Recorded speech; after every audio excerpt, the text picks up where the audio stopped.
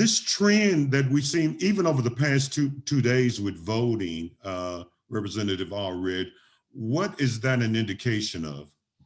Yeah.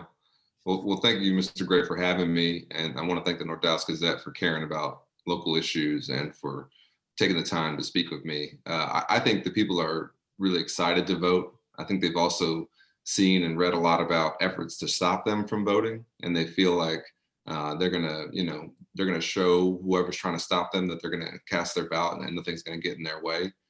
And so I'm really proud of I think these first 2 days we've broken our record for early voting, and this is an extra week for us. So we're really not even into the period where we normally are, which is early voting, and most elections wouldn't start until next week.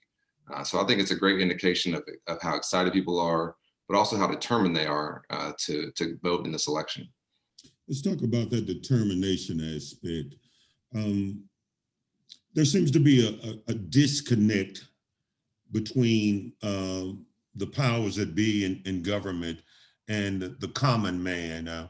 You're from Dallas. You didn't live a privileged life coming up.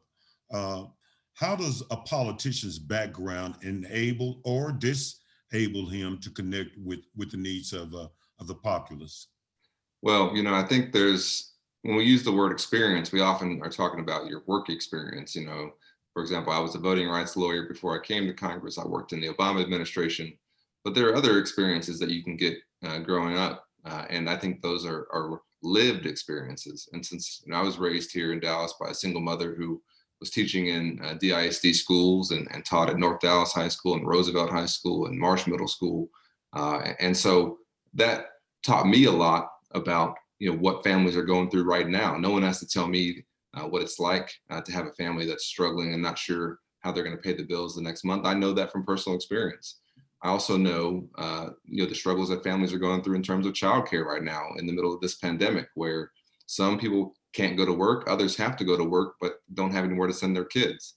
And so, you can learn some of these things if you're an empathetic person, you put the effort in, you put the work in. I'm not saying you have to grow up that way.